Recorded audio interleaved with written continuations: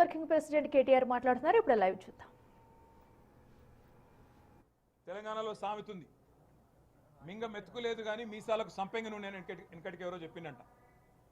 అట్లాగే 6 గ్యారంటీలకు మంగళం పాడి ఇవాళ క్యూర్, ప్యూర్, రేర్ అనే కొత్త 3 ముక్కల ఆట మొదలుపెట్టిండు. Cure, pure, rare. కానీ ఈ ప్రభుత్వానికి పర్ఫెక్ట్గా సెట్ అయ్యే మోడలు క్యూర్ మోడల్ కాదు, ప్యూర్ మోడల్ కాదు, రేర్ మోడల్ కాదు. ఈ ప్రభుత్వానికి పర్ఫెక్ట్గా సెట్ అయ్యే మోడల్ ఏందయ్యా అంటే చోర్ మోడల్, 420 మోడల్, చోర్ మోడల్. ఎందుకంటే ఇన్ని చోర్ మాటలు, ఇన్ని 420 హామీలు ఇచ్చిన ముఖ్యమంత్రి నాయకుడు బహుశా ఈ దేశ చరిత్రలో ఎవరు కూడా లేరు. మేము అనుకున్నాం 2023 డిసెంబర్ 7న ఏ సంతకం అయితే మొదటి సంతకం పెట్టాము అని చెప్పారో ఆ ఫైల్ ఎక్కడ పోయిందయ్యా, కాకెత్తుకుపోయిందా?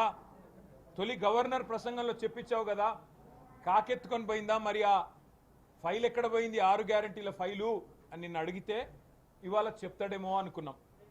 సిట్టేస్తాడో లేకపోతే అరే ఆ ఫైల్ దొరికింది తీసుకొచ్చినా అని చెప్పి శాసనసభ ముంగడ పెడతాడో, లేకపోతే ఈ ఫైలు దొరికి మరి ఆ ఫైల్ ఇన్ని రోజులు అమలు చేయనందుకు ఎవరన్నా అధికారుల్ని బర్తరఫ్ చేస్తాడేమో అనుకున్నాం.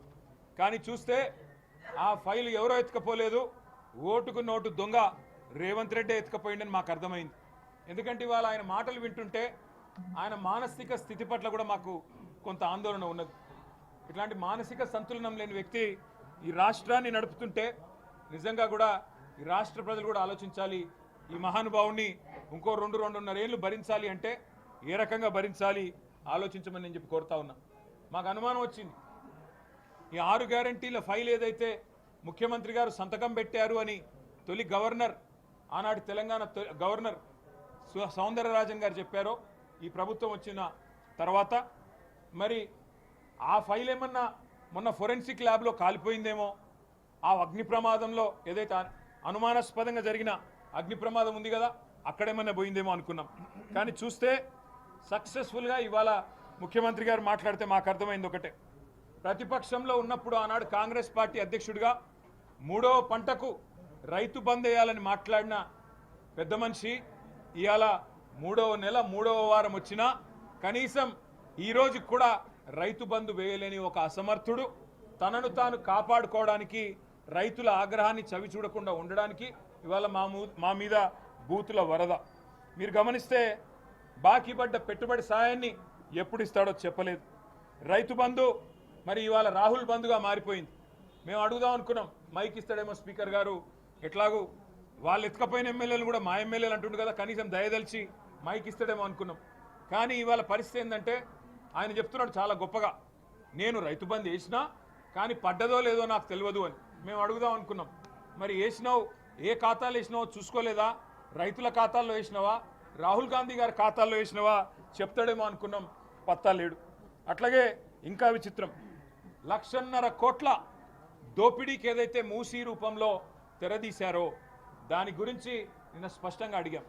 16,000 కోట్లతో అయిపోయే పనికి 1.5 కోట్లు ఎందుకు? మొత్తం కేసీఆర్ గారు కట్టిన ఇల్లు పెట్టిన పొయ్యిలాగా తయారు చేసి పెట్టిండి. నీకు 32 STPలు కట్టి నీటి శుద్ధి చేస్తూ ఉన్నాం, 2000 MLD, అది కేసీఆర్ గారు చేసిందే. గోదావరి నీళ్లను మూసీకి అనుసంధానం చేసే కార్యక్రమం మొత్తం కేసీఆర్ గారు చేసిందే. గోదావరి నీళ్లు కాళేశ్వరం ద్వారా హైదరాబాద్ దాకా తెచ్చింది కేసీఆర్ గారే. 3వది, నువ్వు ఇస్తానంటున్న డబుల్ బెడ్రూమ్ ఇల్లు నిర్వాసితులకి అది కట్టింది కూడా కేసీఆర్ గారే. మరి దీని గురించి ఏమన్నా చెప్తాడేమో, ఆ 1.5 కోట్లు ఎందుకు చెప్తాడేమో అనుకుంటే దాని ప్రస్తావన లేదు. ఇక నిరుద్యోగులకు చేసిన నయ వంచన, 11,000 ఉద్యోగాలు ఇచ్చి అదేదో చాలా గొప్ప పని చేసినట్టు 2 లక్షల ఉద్యోగాలని చెప్పి నమ్మబలికి మొదటి సంవత్సరంలోనే 2 లక్షల ఉద్యోగాలని చెప్పి 11,000 ఇవ్వడమే కాకుండా సిగ్గు లేకుండా ఇవాళ చానేదో గొప్ప పని చేసినట్టు చెప్తుంటే అడుగుదాం అనుకున్నాం, వస్తావా అశోక్ నగర్కి నువ్వో రాహుల్ గాంధీ, సెక్యూరిటీ లేకుండా వస్తే మళ్ళీ బట్టలు లేకుండా తిరిగి వస్తారు అని చెప్దాం అనుకున్నాం. కానీ మైక్ ఇవ్వలేదు. ఉద్యోగుల PRC గురించి మాట కూడా ప్రస్తావించలేదు. 6 నెలల్లో PRC అన్నారు, 28 నెలలు గడిచిపోతున్నా ఉద్యోగులకు PRC లేదు. ఇవాళ పొద్దున మేము అమరవీరుల స్తూపం కాడికి పోతుంటే ఒక పోలీస్ అన్న వచ్చి చెప్తున్నాడు, సార్ జీతాలు వస్తలేవు, జర మీరన్నా మాట్లాడండి అని అడిగే పరిస్థితి. రిటైర్డ్ ఎంప్లాయీస్ కన్నీళ్ళ గురించి మాట్లాడతారనుకుంటే దాని మీద ప్రస్తావన లేదు. గురుకులాల్లో చచ్చిపోతున్న పిల్లలు, విషాహారం తిని మరణిస్తున్న పిల్లల గురించి సోయి లేదు. కానీ యంగ్ ఇండియా ఇంటిగ్రేటెడ్ స్కూల్స్ అని చెప్పి భారీ భారీ కమిషన్ల కోసం కట్టే ప్రాజెక్టుల గురించి బిల్డప్.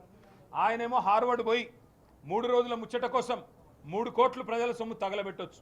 కానీ తెలంగాణలో ఉన్న లక్షలాది మంది పిల్లలకి ఇచ్చే ఫీజు రీయింబర్స్మెంట్ గురించి ఒక్క మాట చెబుతాడేమో అనుకుంటే ఆ సోయి లేదు, ఆ స్పృహ లేదు.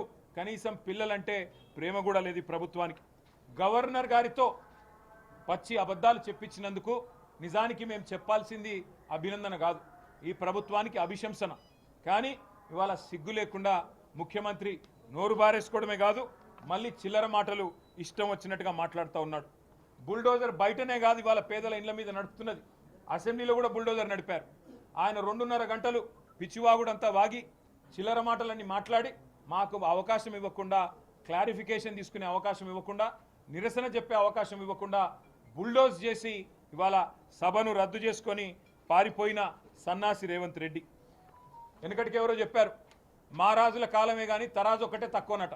అట్లున్నది ఇవాళ రేవంత్ రెడ్డి గారితో. ఇవాళ ఎంత విచిత్రం అంటే మాకు అర్థం కాని మాట, మాకు అర్థం కాని విషయం.